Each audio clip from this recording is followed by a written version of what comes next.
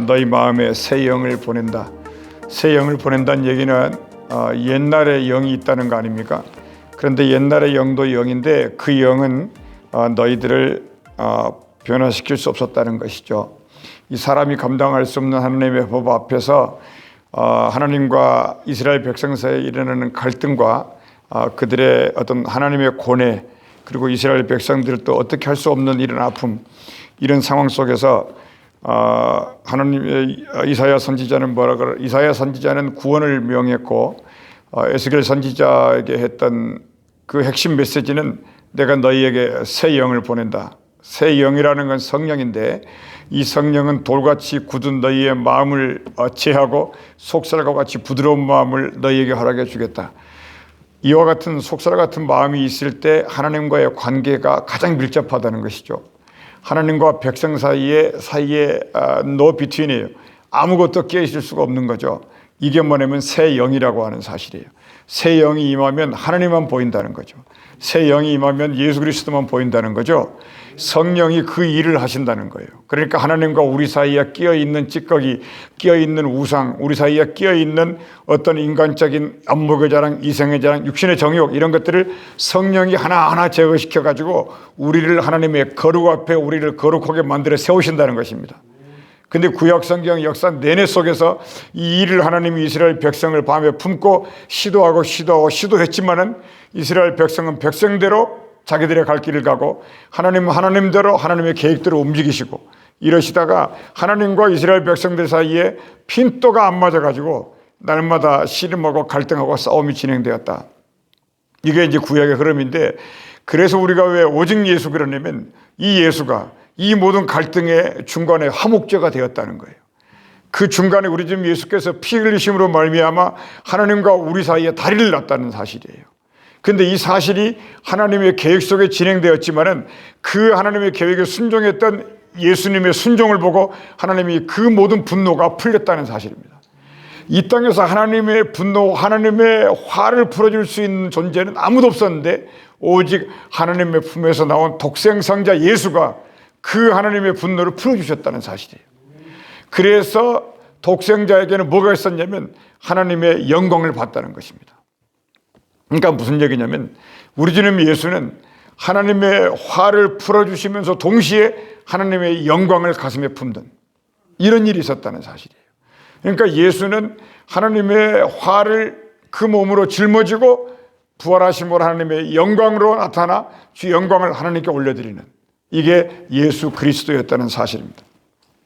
그래서 이 일을 예고하는 책, 이 일을 예고하는 책이 에스겔이었다. 그래서 에스겔에서는 성령, 새 영을 우리에게 준다, 이 얘기 말씀하신 거예요. 그러니까 이 예언을 받았다는 얘기고, 그리고 두 번째 이 에스겔의 주제가 뭐냐면 이런 얘기를 하죠. 너희가 또 예루살렘 성전이 파괴되었는데 너희들은 왜 아침부터 저녁까지 날마다 생각하는 게 다시 성전을 짓겠다는 생각만 하느냐. 지금 하나님이 그 얘기를 하시는 거예요. 너희들이 왜 고린도후서 5장 1절에 보면 이 땅에 사는 장막집이 무너지면 뭐라 그래요? 하나님이 너희들의 손으로 짓지 아니한 영원한 집을 예비하는 이런 얘기가 있잖아요. 지금 그거거든요. 그러니까 성전을 짓는데 이미 예루살렘 성전이 바벨론에 의해서 파괴가 되었는데 너희는 아직도 옛날의 영이 거기 있다고 생각하느냐, 옛날의 사고방식이 거기 있다고 생각하느냐, 옛날의 제사와 옛날의 예배가 거기 있다고 생각하느냐.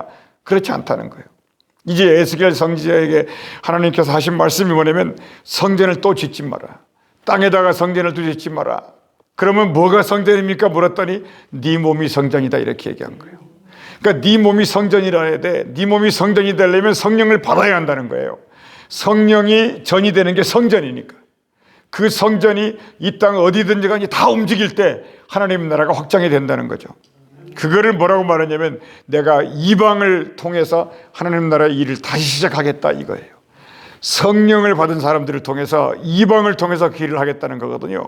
그러니까 우리가 얻어야 될, 우리가 구해야 될 것은 뭐냐? 우리는 성령의 집이 되어야 되자. 성령의 집이 되자. 성령의 집이 되자. 이것 때문에 기도하는 것이고 이것 때문에 예배하는 것이라는 것을 믿습니까? 이것을 뭐라 그러냐면 좀 어려운 말로 천상의 집, 다른 말로 하면 하늘의 집, 그래서 주기도문 할 때 이렇게 말하죠. 하늘에 계신 우리 아버지 이렇게 말해요. 그 하늘이라는 게 단수명사가 아니거든요. 복수명사거든요.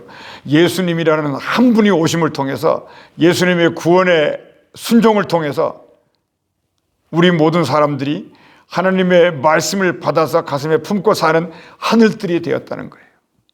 무슨 얘기인가 아시겠죠? 그래서 하늘들 안에 계신 우리 아버지. 그러니까 저 구말리 장천에 있는 하나님의 이름을 부르는 것이 또 중요한데 그 하나님이 우리 안에 예수님의 은혜로 우리 안에 들어와 계신다는 거예요. 그래서 이 하늘에 계신 우리 아버지를 기도하라는 겁니다. 그렇기 때문에 이스라엘 백성들은 막 부르짖어 간구하고요. 이스라엘 백성들은 막 그냥 축제살자 달려들고 이러면서 하나님을 모셔드리는데 너무너무 오랜 세월이 걸렸거든요. 근데 예수의 은혜로 말미암아 나보다 더 가까이 와 계시는 이 예수의 이름을 기도하면서 나가라는 것이죠. 그래서 너희는 골방에서 기도하라는 거예요. 옛날에 성전에 골방을 만들었거든요. 성전을, 예루살렘 성전에. 그 성전에는 거기에서는 제정도 보았고 그 골방에서는 찬송도 불렀고 그 골방에서는 예루살렘 성전의 중요한 회의도 있었어요. 그 골방을 예수님이 연상하시면서 그 골방을 말고 너희 안에 있는 너희 골방에서 너희가 내 이름으로 기도하라는 거예요. 은밀한 중에 갚으시는 주 하나님께서 갚으시리라는 거죠. 그러니까 우리의 신앙생활이라는 것은 그동안 계속 해왔던 대로 하는 게 아니에요. 성령을 받으면 이전 것은 지나갔으니 새 것이 되었도다. 그 새 것 때문에 새 영을 받고 기도하라는 예언을 에스겔 선지자가 설교하고 있는 거예요. 믿습니까? 이 말이 깨달아지십니까? 그래서 에스겔은 이 48장의 기나긴 성경을 우리에게 설교하면서 우리에게 했던 두 개의 메시지를 잊지 말라는 거죠. 하나는 새 영을 너희에게 줄 거다. 이제 얼마 안 남았어요. 이제 예언서기 때문에. 이사야도 그 예언자가 그 하나님의 아들이 올 거라는 예언을 하는 게 구원 아닙니까? 에스겔도 새 영이 올 거다. 예레미야도 70년 만에 너희들을 다시 회복시킬 거다. 이 예언을 한 거죠. 그러니까는 그래서 이거를 뭐라 그러냐면 그 영이 예수 그리스도가 우리에게 오시려면요. 이 예언자의 입을 통해서 무슨 메시지를 전해야 되냐면 하나님의 영광이 떠났다 이 얘기를 하는 거죠. 예루살렘에만 계셨다고 생각하는 고정관념. 인생은 고정관념 때문에 넘어지는 경우가 많잖아요. 예루살렘에만 하나님이 계셔. 우리 하나님만 진짜 하나님이야. 이런 생각의 고정관념이 다 없어진다는 거죠. 그 옛 생각을 무너뜨린다는 거예요. 새 영을 줄 때 그때 우리 하나님은 온 천지 만물 속에 모두를 사랑하시는 하나님이시다. 이걸 안다는 거죠. 그러니까 마음을 풀고 하나님이 포로로 바벨론으로 인도에 나갈 때 그대로 순종하며 떠나는 거예요. 그리고 예루살렘은 놔두고 가는 거죠. 자, 이걸 얘기했어요. 그거를 이제 뭐라 그러냐면 하나님의 영광이 떠났다. 근데 성령의 눈으로 보면은 하나님의 영광이 떠난 게 아니라 하나님이 우리를 선한 것으로 인도하고 계신다. 이렇게 해석할 수가 있는 것입니다. 그래서 여러분 우리가 낙심할 수 없는 게 이 하나님의 성령 때문에 위로를 받는 거죠. 그러니까 여러분 그 이사야도요. 여러분 이사야 40장을 잘 아시지만은 메시지가 뭐냐면 위로하라 위로하라 위로하라. 내 백성을 위로하라. 이 메시지지 않습니까? 정말로 이사야 39장 내내 심판을 했어요. 하나님이 판단을 했죠. 그런데 이제는 더 이상 하나님의 마음은 위로로 바뀌어요. 위로하라. 근데 그 성경을 연구해 보면은 위로하라가 이스라엘 백성을 위로하라가 아니에요. 잘 들여다보면요. 하나님의 이름을 듣지도 못하고 알지도 못했던 이들에게 하나님의 여호와의 살아계신 이름을 전하라는 거예요. 그런 거거든요. 그들은 하나님의 이름을 들어오지도 못하고도 너희들만큼 이렇게 죄짓고는 살지 않았다는 거죠. 듣지도 않았지만 그들은 사회적인 질서가 있었고 인생의 상식이 있었고 인간의 양심이 있게 살았다는 거예요. 근데 나의 자녀들인 이스라엘 백성은 너희들은 그렇지 못했다는 거예요. 그러니까 이사야 40장에 내 백성을 위로하라는 것은 하나님의 입에서 내 백성이 예루살렘이 아니라 이방 사람이었다고 하는 것을 입에서 말씀 나가기 시작했던 게 이사야 40장이에요. 그 이방 사람들에게 위로를 선포하라고 하는 거죠. 이사야에게. 오늘 에스겔도 똑같은 거거든요. 잘 여러분 읽어보셨지만은 오늘 여기에 중요한 속담이 하나 나와요. 거기 3절 말씀에 뭐라고 나오냐면요. 이제 하나님이 이 예루살렘이 근본이 뭐냐를 말해줘요. 보시면 내 아버지는 누구냐면 아모리 사람이고 어머니는 누구예요? 헷 사람이다. 너희들이 태어난 땅은 어디였다는 얘기예요? 가나안 땅이었다는 거예요. 여러분,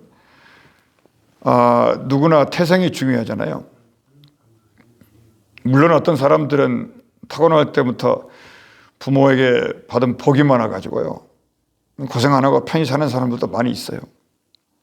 근데 그것이 하나님 나라의 인생사에서 유익이 되는 경우가 별로 없어요. 오히려 돌아온 탕자가 하나님의 자녀가 되는 경우가 더 많아요. 지금 이건 무슨 얘기를 하고 있냐면요, 하나님이 예루살렘을 사랑한다는 거예요. 사랑한다는 거예요.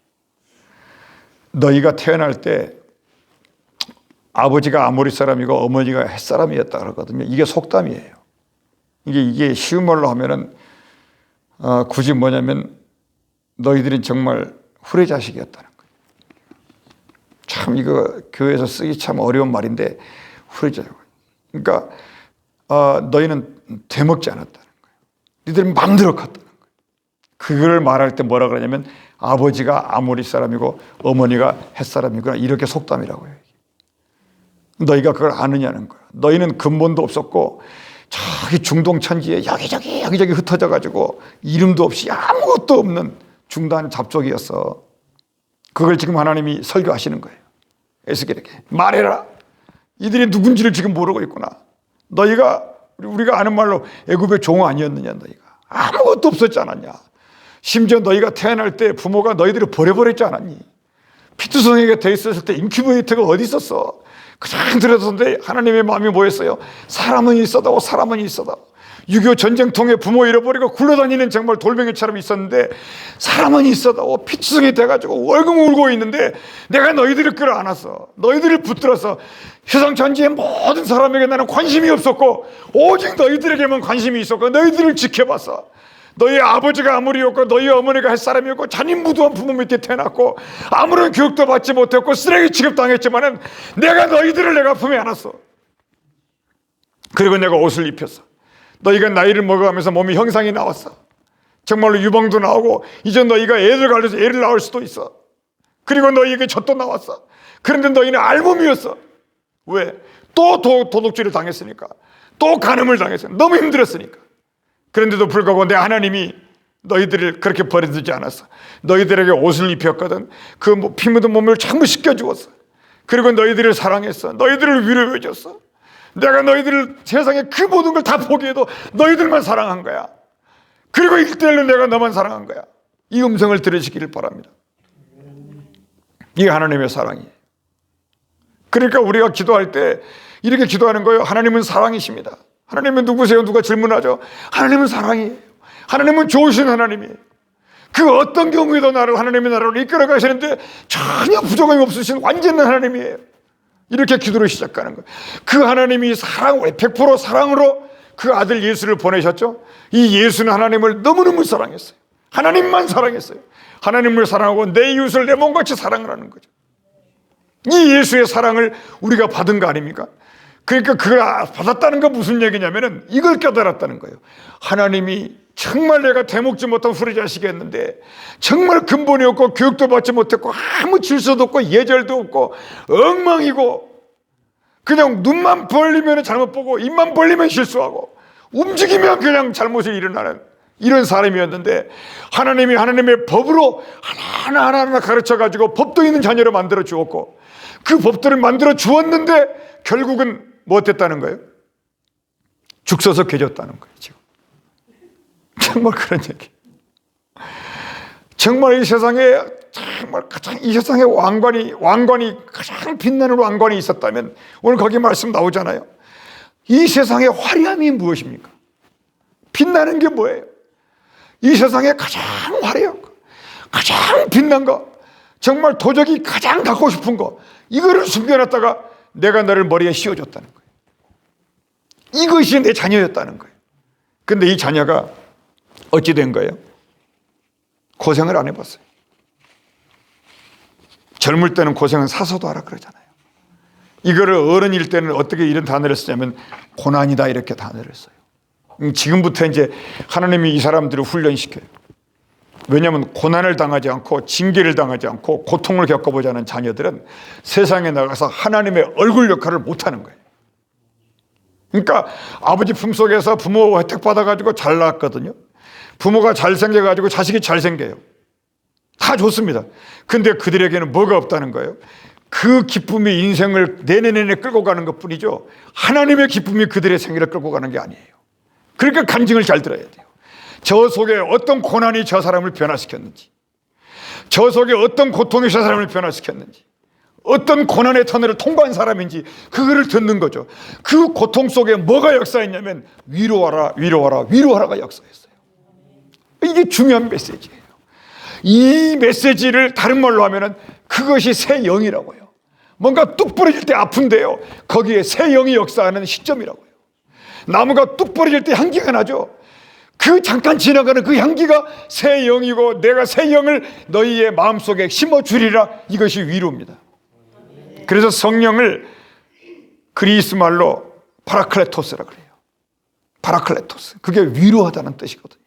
성령의 단어는 두 가지 역할을 하는데 하나는 영이 되어서 우리를 위로하시는 역할을 해요. 또 하나의 성령의 역할은 하나님의 말씀을 생각나게 하신다고요.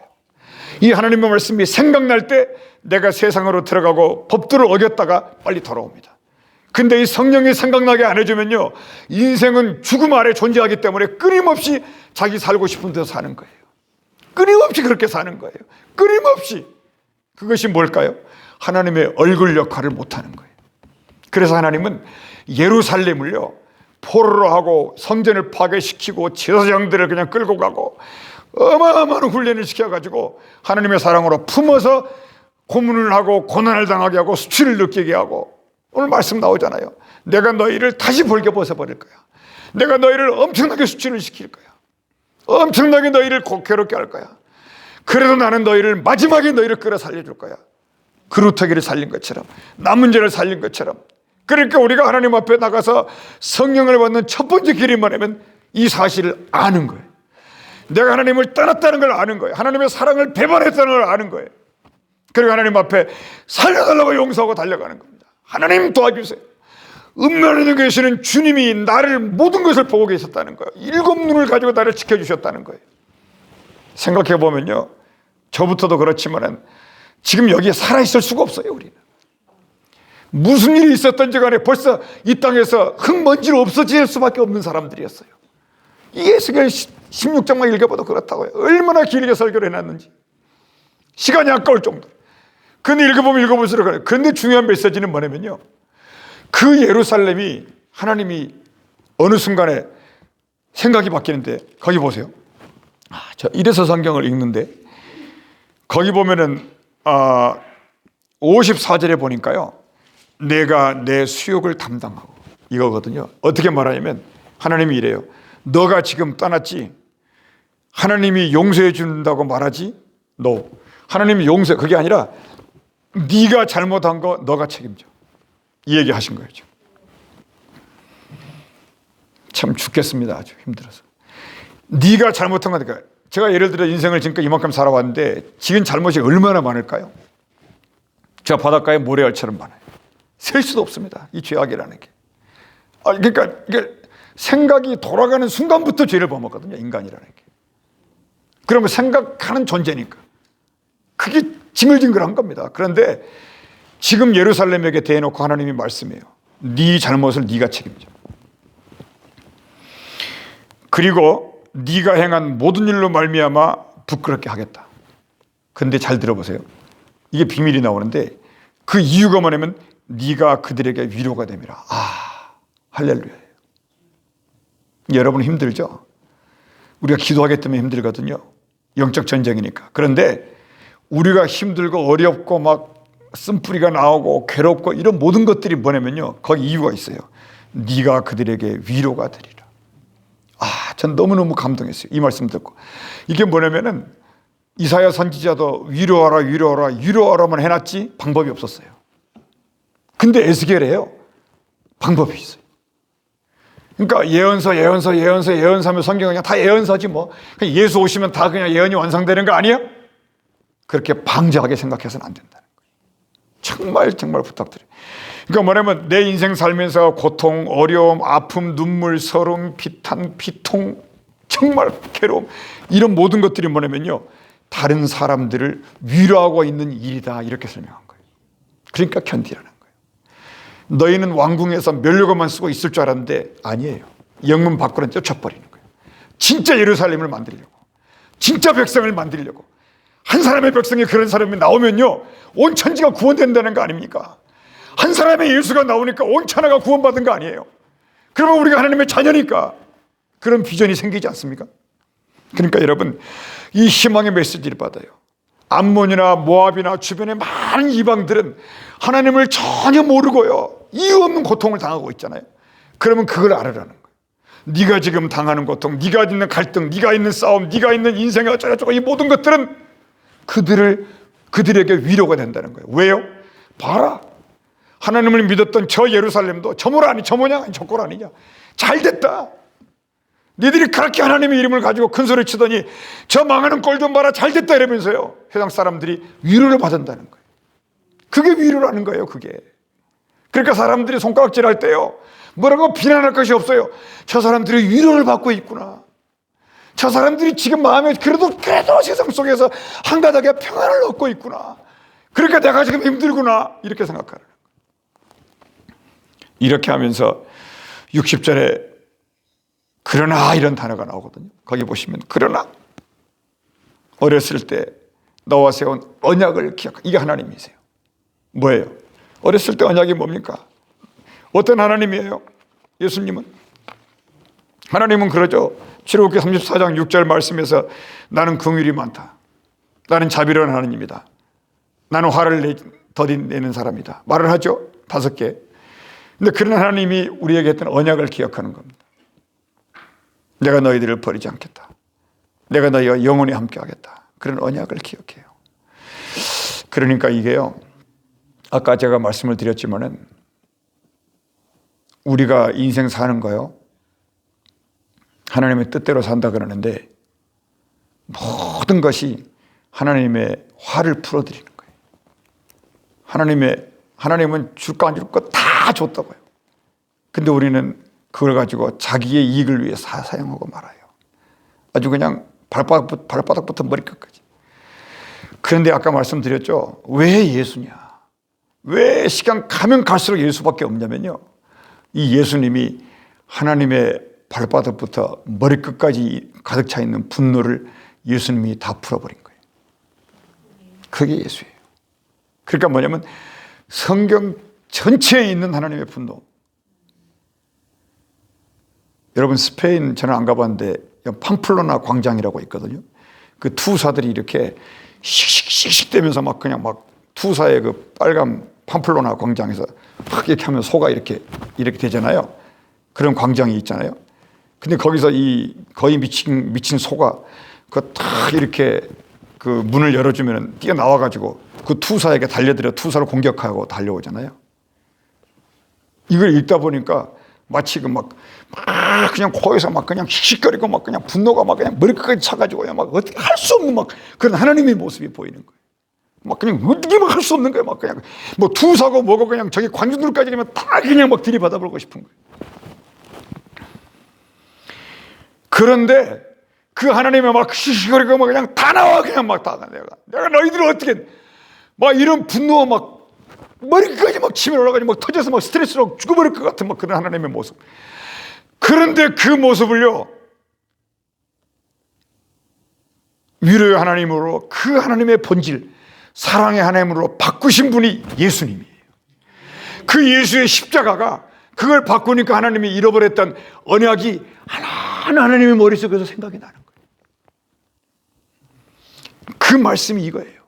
내가 너희들의 어릴 적에 내가 너희들이 했던 언약을 내가 기억한다. 언약을 기억한다. 그래서 여러분, 오늘 주제를 위로인데 고난이라고 합시다. 다른 사람의 고난이든 나의 고난이든 이것이 예수 그리스도를 따르는 길이다. 감당하자. 내 수욕을 내가 참자. 내 아픔을 내가 참자. 이 질병을 내가 감당하고 간다. 하나님의 분이 풀린다면, 내가 예수의 제자니까, 예수의 자녀니까 믿음을 가지고 주 예수를 따라하면서 기도하는 중에 성령의 음성을 받으시기를 주의 이름으로 축원합니다. 오늘 오신 우리 아버지 하나님, 이 구절절이 맞는 말씀이 하나님의 생명책에 기록되어 있는 것을 감사합니다.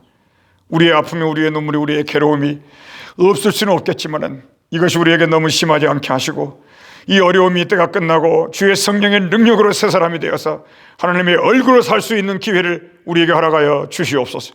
생명의 능력, 주의 능력, 권능의 능력이 기도하는 저희들과 날마다 함께 하시고 영광이 떠나지 마시고 빛을 비추는 하나님의 백성이 되게 하여 주시옵소서. 주 예수 이름으로 기도합니다. 아멘.